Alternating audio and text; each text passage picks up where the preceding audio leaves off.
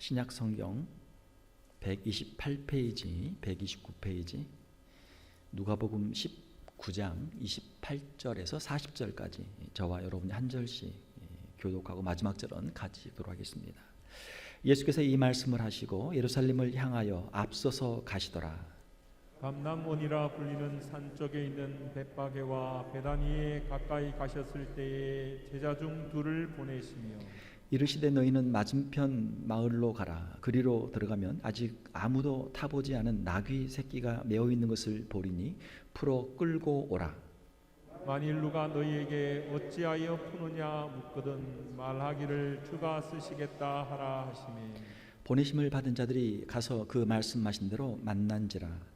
나귀 새끼를 풀 때에 그 임자들이 이르되 어찌하여 나귀 새끼를 푸느냐 대답하되 주께서 쓰시겠다 하고 그것을 예수께로 끌고 와서 자기들의 겉옷을 나귀 새끼 위에 걸쳐놓고 예수를 태우니 가실 때 그들이 자기의 겉옷을 길에 펴더라.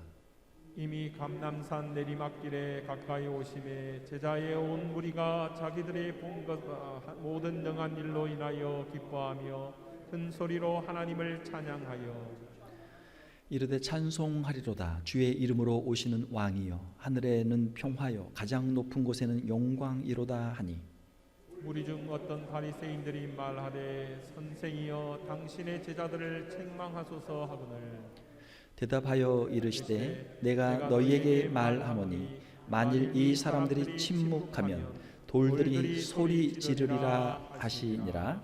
아멘. 오늘 함께 읽으신 말씀을 가지고 예수님을 맞는 사람들의 세 가지 반응이라는 제목으로 말씀을 전하도록 하겠습니다.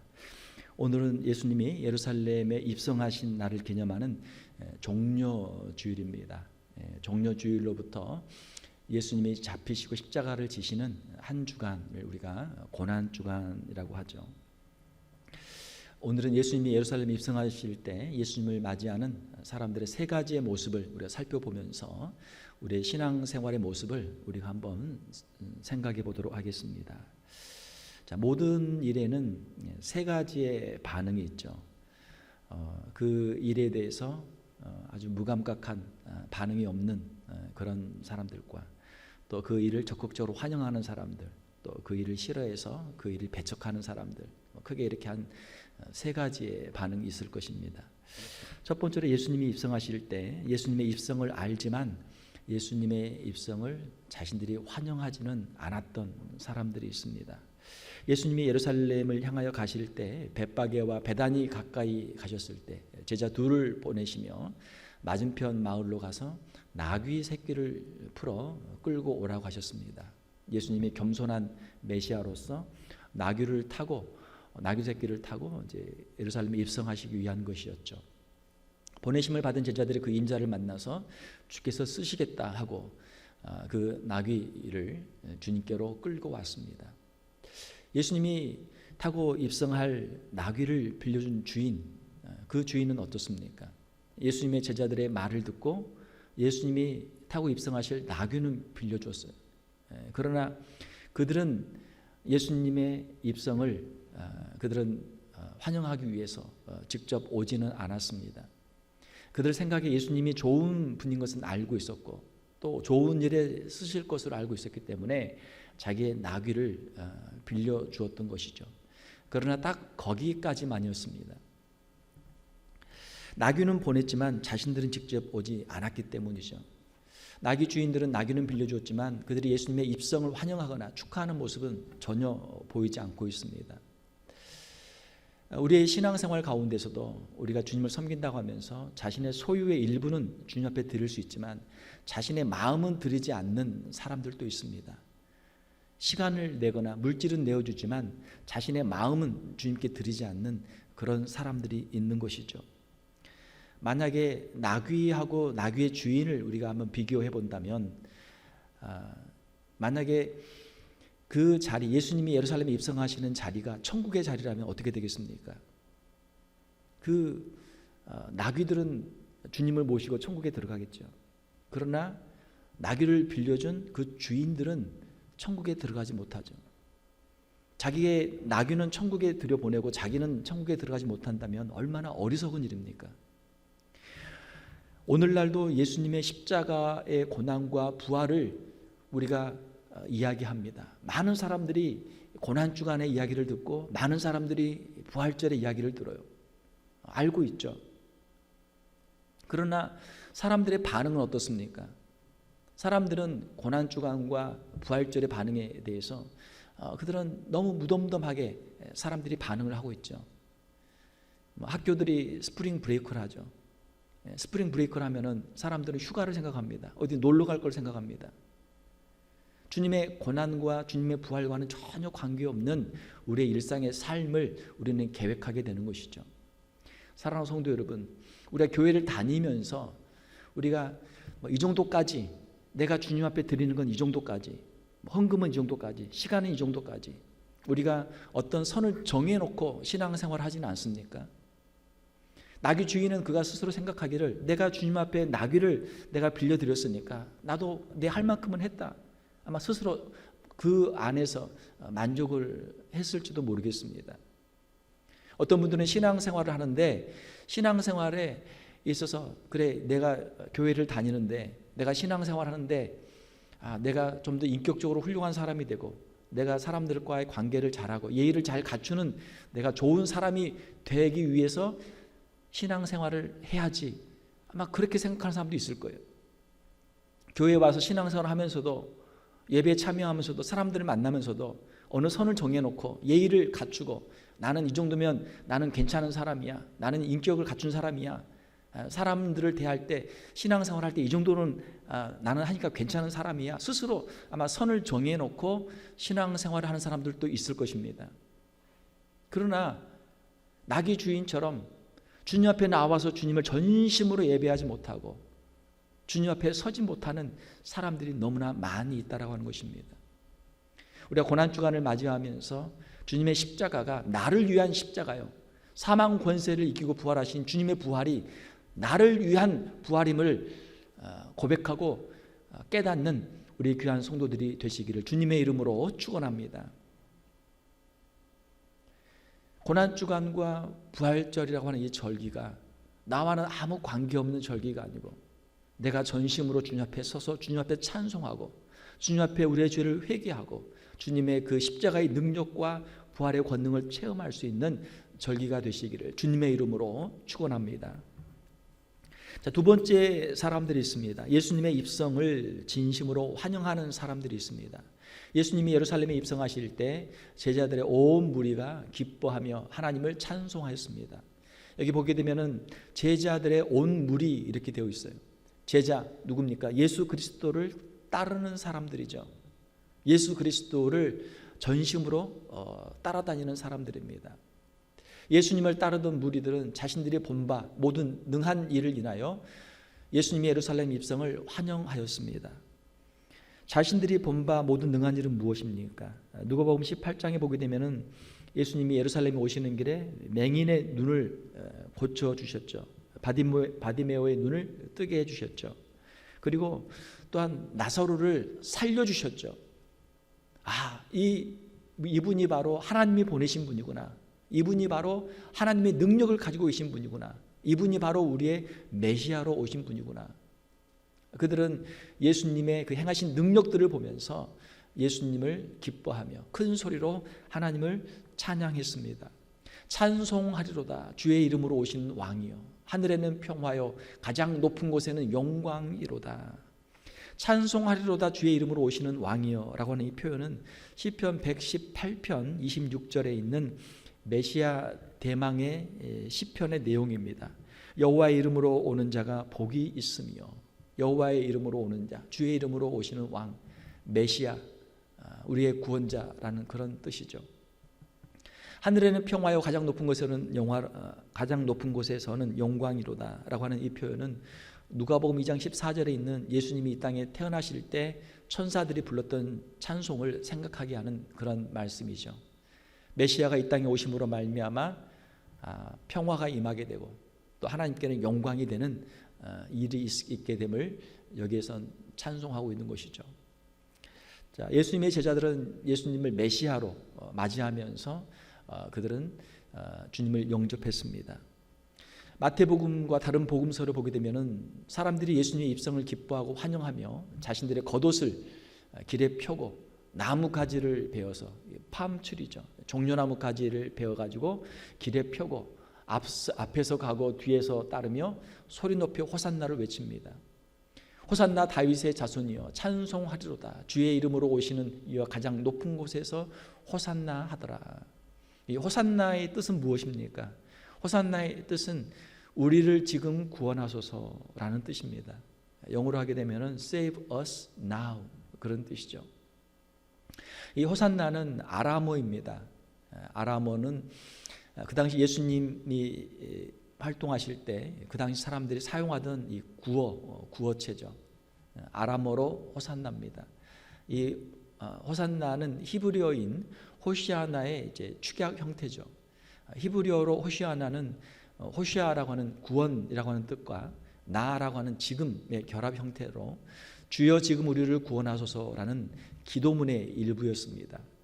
시편 118편 25절을 보게 되면 여호와여 구하옵나니 이제 구원하소서, 여호와여 우리가 구하옵나니 이제 형통하게 하소서라고 하는 내용이 있습니다.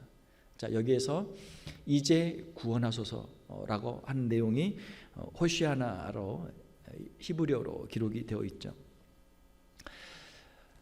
구약에서 이렇게 기도문으로 사용하던 이 호시아나라고 하는 표현은 이후에 호산나라고 하는 축약 형태로 사용되면서 왕이나 메시아를 맞이할 때 만세 또는 찬양합니다라는 외치는 환호성으로 사용이 되었습니다. 예수님의 제자들, 예수님을 따르던 무리들은 예수님의 예루살렘 입성을 기뻐하면서 예수님을 메시아로 또 구원자로 고백하고 환영하며 찬양하였던 것이죠.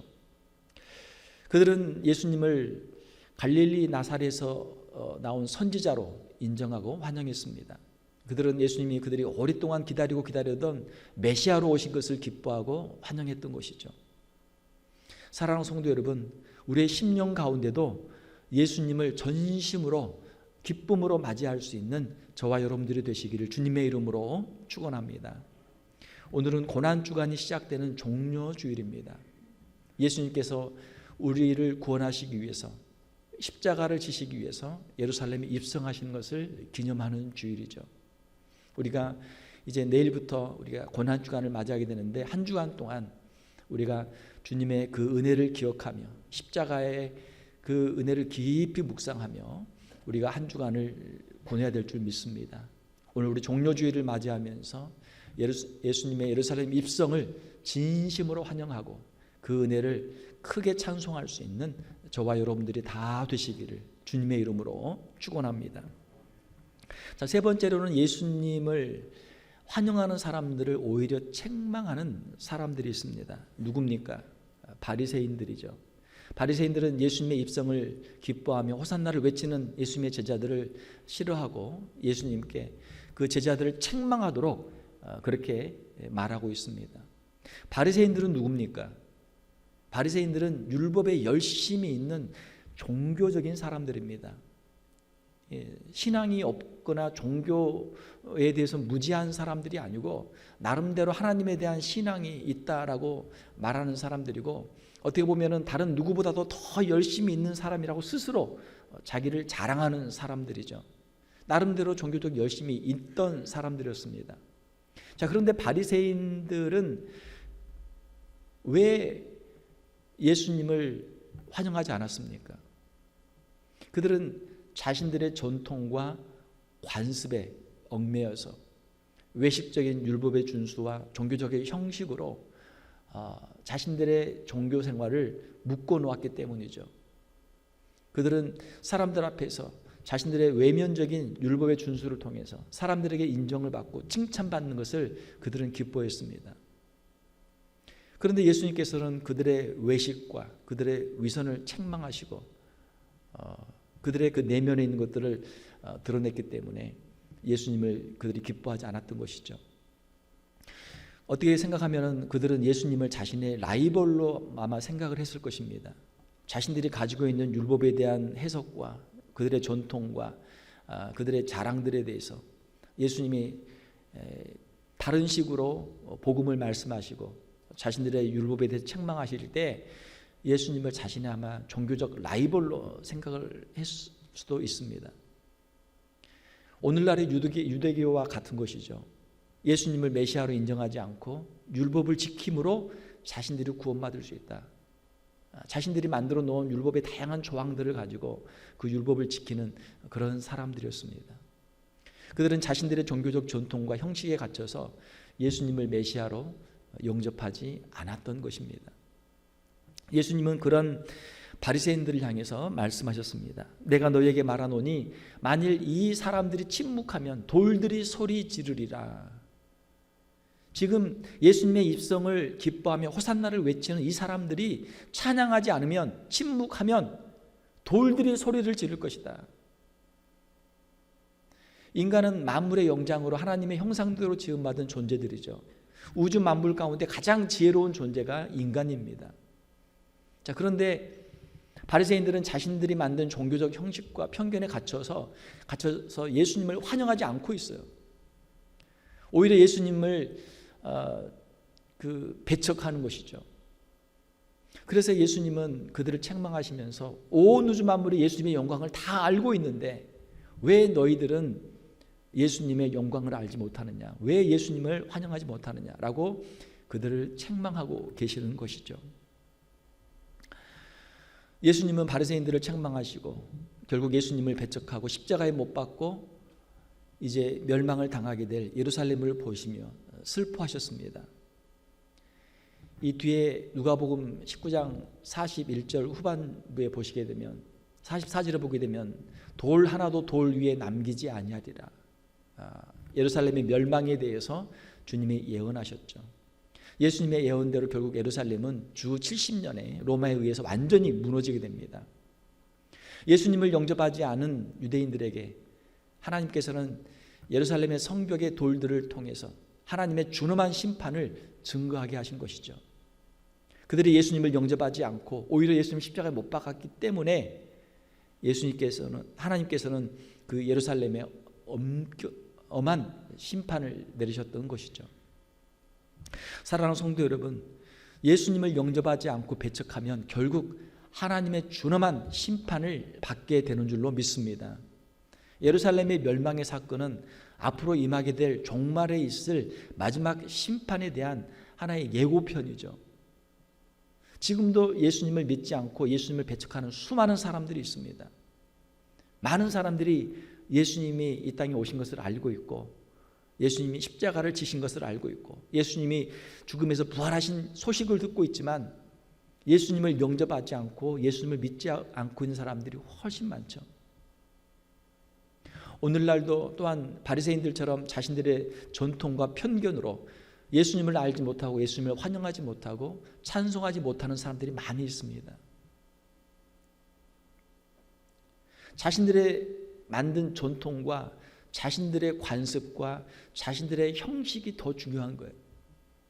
예수님을 마음의 전심으로 영접하지 못하고 그 십자가의 은혜를 체험하지 못하고 부활의 능력을 체험하지 못하고 있는 사람들이 너무나 많이 있습니다. 사랑하는 성도 여러분, 우리는 신앙생활을 한다라고 하면서 종교생활을 한다라고 하면서 바리새인들과 같이 예수님을 배척하는 어리석은 자들이 되어서는 안 될 줄로 믿습니다. 안타까운 것은 많은 사람들이 신앙생활을 한다고 하면서 예수님의 제자가 아니라 바리새인의 제자로 사는 사람들이 너무나 많다라는 거예요. 우리는 율법의 제자가 아니요, 전통의 제자가 아니요, 사람들의 제자가 아니요, 오직 예수 그리스도의 제자요, 십자가의 은혜를 체험한 자요, 부활의 능력을 아는 자로 살아가는 우리 성도들이 되시기를 주님의 이름으로 축원합니다. 우리가 종료주일과 고난주간을 맞이하고 있습니다. 우리의 마음속에 다시 한번 우리의 신앙의 본질을 우리가 회복해야 될 줄 믿습니다. 우리 신앙의 본질은 어디에 있습니까? 예수님의 십자가와 예수님의 부활에 있죠. 사도 바울은 고백하기를 내가 주님이 십자가에 못 박히신 것과 그 부활 외에는 다른 것을 내가 알지 않기로 작정하였다. 사도 바울은 그렇게 말씀하고 있어요.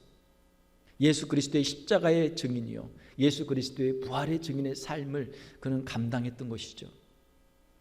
우리는 어떻습니까? 우리가 알고 있는 것들, 우리가 모르고 있는 것들, 세상에 수많은 것들을 우리가 알고 있고 또 수많은 것들을 모르고 있죠. 우리의 대화 가운데 우리는 무슨 이야기를 주로 하고 있습니까? 정치 이야기, 경제 이야기, 스포츠 이야기, 연예인 이야기, 무슨 이야기를 우리는 주로 하고 있습니까? 무엇에 대해서 우리는 관심이 많습니까? 무엇에 대해서 우리는 호기심이 많고 무엇에 대해서 우리는 알고 있고 알기를 원하고 우리는 무엇에 대해서 다른 사람들에게 증거하기를 원합니까? 사랑하는 성도 여러분, 우리의 심령 가운데 예수 그리스도의 십자가의 은혜와 부활의 능력이 다시 한번 새로워질 수 있는 이 기간이 될 수 있기를 주님의 이름으로 축원합니다. 요한계시록에 보게 되면 예수님은 미지근한 신앙생활을 하고 있는 라오디게아 교회 성도들을 향해서 책망의 말씀을 하십니다. 열심을 내라, 회개하라, 주님이 말씀하시죠. 요한계시록 3장 20절을 보게 되면 볼지어다 내가 문 밖에 서서 두드리노니 누구든지 내 음성을 듣고 문을 열면 내가 그에게로 들어가 그와 더불어 먹고 그는 나와 더불어 먹으리라. 예수님이 주시는 이 말씀은 불신자들에게 주시는 말씀이 아니고 라오디게아 교회 신자들에게 주시는 말씀이에요. 뜨겁지도 않고 차지도 않은 미지근한 상태에 있는 그 라오디게아 성도들을 향해서 주님이 말씀하시는 거예요. 내가 문 밖에 서서 문을 두드리노니 문을 열어라. 내 마음의 문을 열어라. 내가 네 안에 들어가서 너와 더불어 함께 먹기를 원한다. 함께 교제하기를 원한다. 주님이 말씀하시는 것입니다. 우리가 예수님을 믿는다고는 하지만 세상과 타협하고 적당하게 대충대충 한 발은 세상에 한 발은 교회에 놓고 살아가는 그런 모습은 아닙니까? 만약 우리가 그런 모습으로 신앙생활을 하고 있다면 라오디게아 주시는 이 책망의 말씀이 오늘 우리에게 주시는 말씀인 줄 믿습니다. 사랑하는 성도 여러분, 우리의 마음의 문을 활짝 열고 예수님을 우리의 마음속에 나의 구원자로 나의 주로 전심으로 영접하는 우리 성도들이 되시기를 주님의 이름으로 축원합니다. 내일부터 이제 고난주간 특별 새벽 기도회가 시작이 됩니다. 우리가 교회에서 매일 새벽 기도회를 하지만 또 여러분들이 가정에서 매일 또 말씀을 묵상하지만 특별히 이 고난주간 특별 새벽 기도회는 여러분들이 시간을 꼭 내시기를 바랍니다. 세상의 분주한 것들을 잠시 내려놓으시길 바랍니다. 세상의 쾌락들을 잠시 내려놓으시길 바랍니다. 우리가 역사적으로 보게 되면은 우리 기독교인들은 과거에는 많은 사람들이 특별히 이 사순절의 기간, 부활절로부터 주일을 빼고 40일을 소급해서 40일 동안 사순절을 지켰는데 고기를 먹지 않는 금육으로 사순절을 지키는 사람들도 있었고 또 일정 기간 음식을 먹지 않는 금식을 하기도 했습니다. 이슬람 같은 경우는 라마단에 한 달 동안 낮에는 음식을 먹지 않아요. 한 달 동안 저녁에만 음식을 먹습니다. 기독교인들도 사순절 기간 동안 어느 정도 일정한 시간을 정해놓고 금식을 하거나 또 하루에 한 끼씩 금식을 하기도 하고 자신의 육체에 우리의 가장 기본적인 욕망이 식욕 아닙니까? 뭔가를 먹어야 되잖아요. 주님의 고난을 우리가 기억하기 위해서 고난에 참여하기 위해서 금육이나 금식을 하기도 했습니다. 요즘에는 많은 사람들이 우리의 시선을 세상으로 향하게 하는 미디어 금식을 하고 있죠. 지금은 사람들이 다 핸드폰을 끼고 살아요. 핸드폰을 들고 다녀요. 밥 먹을 때도 핸드폰을 들고 다니고 잠잘 때도 핸드폰을 들고 자고 다 핸드폰을 들고 다니고 요즘은 이제 미디어 금식이라는 것이 있습니다. 고난 주간 한 주간 동안 우리 젊은 사람들은 게임을 한 주간 동안 하지 않는 금식, 또 드라마를 시청하지 않는 금식, 또 소셜 미디어를 중단하는 미디어 금식, 또 인터넷에 접속하지 않는 인터넷 금식 등 다양한 방법으로 우리가 그동안 매여 있었던 것들, 우리가 세상의 것들을 붙잡고 있었던 것들을 잠깐 내려놓는 그러한 미디어 금식을 하기도 합니다. 중요한 것은 우리가 금육을 하든 금식을 하든 또는 뭐 미디어 금식을 하든 어떤 모습의 형태를 하든 간에 중요한 것은 우리가 그동안 일상의 삶 속에서 우리가 세상에 매여 있던 것들, 그러한 것들을 우리한 내려놓고 주님을 바라보는 시간을 가져야 된다라고 하는 것입니다. 우리가 부정적인 의미에서, 네거티브한 의미에서 금식을 하게 한다면 금식만 하는 것이 우리에게 어떤 유익이 있겠습니까? 우리에게는 좀 더 파지티브한, 긍정적인, 적극적인 그러한 헌신이 우리에게 있어야 되겠죠. 금식을 한다고 하는 것, 세상에 대한 우리의 욕망을 내려놓는 것, 이것이 부정적인 의미의 헌신이라면 좀 더 적극적인, 긍정적인 의미의 헌신은 주님 앞에 우리의 삶을 드리며 우리의 시간을 드리며 주님과 함께 교제하는 시간을 갖고 기도에 동참하는 시간들을 갖는 것이겠죠. 사랑하는 성도 여러분, 특별히 이번 한 주간 동안은 고난주간 특별 새벽기도에 함께 꼭 동참하시기를 바랍니다. 할 수만 있으면 교회에 나오셔서 함께 기도하시기를 바랍니다. 교회에 나오기가 힘든 분들은 집에서 같이 꼭 새벽 기도에 동참해 주시기를 바랍니다. 고난주간 동안 주님의 십자가를 깊이 묵상하며 주님의 고난을 묵상하시길 바랍니다. 나를 위한 십자가의 능력을 다시 한번 체험하시고 회복하시기를 바랍니다. 우리가 종료주일을 맞이하며 예수님의 예루살렘 입성을 우리가 진심으로 환영하고 찬송하고 또 고난주간에 우리가 주님의 고난에 함께 동참하기를 원합니다. 말씀을 맺겠습니다. 사랑하는 성도 여러분, 예수님의 예루살렘 입성을 바라보는 세 가지의 다른 반응들이 있었습니다. 예수님의 입성의 소식은 들었지만 적당한 예의는 갖추지만 진심으로 예수님 앞에 나와 환영하지 않고 그냥 멀리서 예수님만 바라보는 나귀 주인 같은 사람들이 있습니다. 예수님의 입성을 기뻐하며 자신들의 겉옷을 주님 앞에 깔고 종려나무 가지를 흔들며 호산나를 외치며 주님을 따르는 제자들이 있습니다. 주님의 입성을 오히려 싫어하며 반대하며 주님을 환영하는 사람들을 핍박하는 바리새인들도 있습니다. 우리는 어떠한 모습으로 주님의 예루살렘 입성을 맞이하고 있습니까? 주님의 고난주간을 맞이하고 있습니까? 지금도 세 가지의 반응으로 사람들이 예수님의 예루살렘 입성과 고난주간을 맞이하고 있습니다.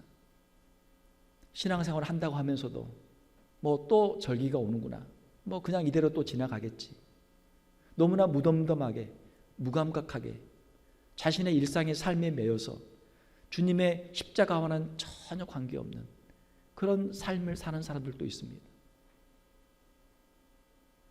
사랑하는 성도 여러분, 우리의 심령이 다시 한번 주님 앞에 새로워지는 이 고난주간이 될 수 있기를 원합니다. 우리의 심령 가운데 진심으로 주님의 그 구원을 기뻐하며 예수님의 예루살렘 입성을 환영하고 우리가 이 고난주간에 주님의 고난에 함께 동참하고 부활에 함께 동참할 수 있는 우리 귀한 성도들이 다 되시기를 주님의 이름으로 축원합니다. 함께 기도하겠습니다.